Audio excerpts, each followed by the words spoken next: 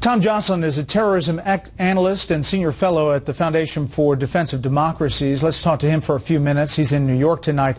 Tom, let's start with what you think about what you've seen so far, about the history of these two men, what they've put up on their websites, respectively, and the tie between Chechnya and radical Islam.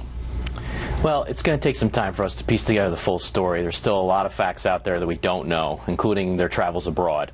But a key window into their ideology really comes from their social media and web pages.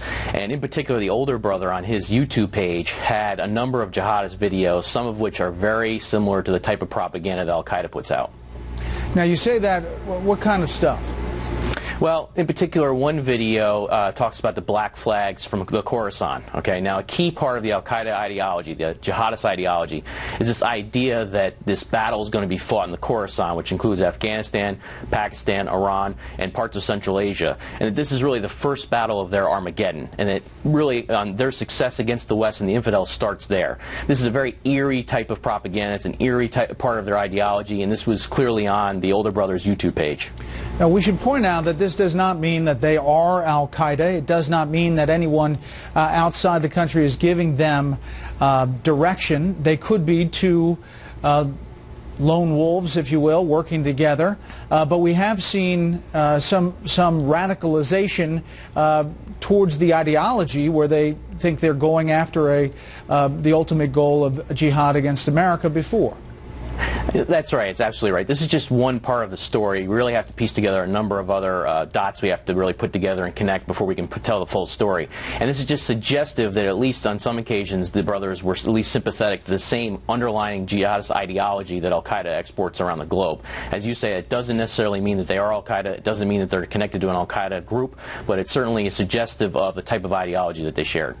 Yeah, and the fact that, as you heard the chairman of the Homeland Security Committee say that he's suspicious of the 6 months last year where Tamerlan goes to Russia but sees his father in the Chechnya area. Your thoughts on that? Well, that clearly sticks out as the #1 most suspicious red flag so far in what we're hearing about the brothers' biographies.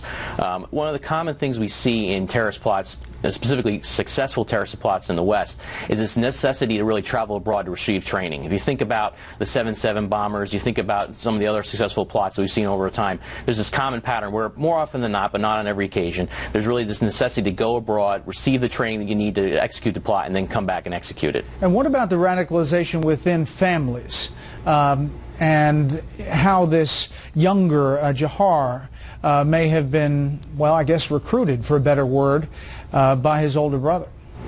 The family link is important throughout the jihadist world, including Al-Qaeda and related terrorist groups. I've found in my data set when I've explored family connections that about 15 to 20% of the time joint family members will also join the same terrorist organizations or will be recruited to jihad by their fellow family members. I don't know if you've heard, you heard the press conference, but they've lifted the shelter in place. They've started the mass transportation in Boston again.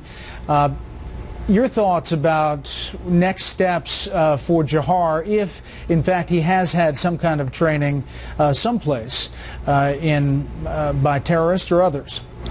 Well, you know, the most troubling thing I've heard so far is actually what Congressman McCall said to you just earlier in the last segment, is the presence of these suicide bombs jackets. That's very troubling because that suggests that they are thinking about, that Jahar is thinking about basically going out with a fight and taking others with him.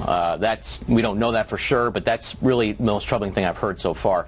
And the other thing that Congressman McCall said that I think is really key and important is that it does take training, it does take expertise to build a successful suicide jacket or belt. And so we don't know that for a fact, but that's something we really have to pay attention to as this goes forward. Yeah, that perked my attention too. Tom Joscelyn, thank you very much. Thanks, Brett.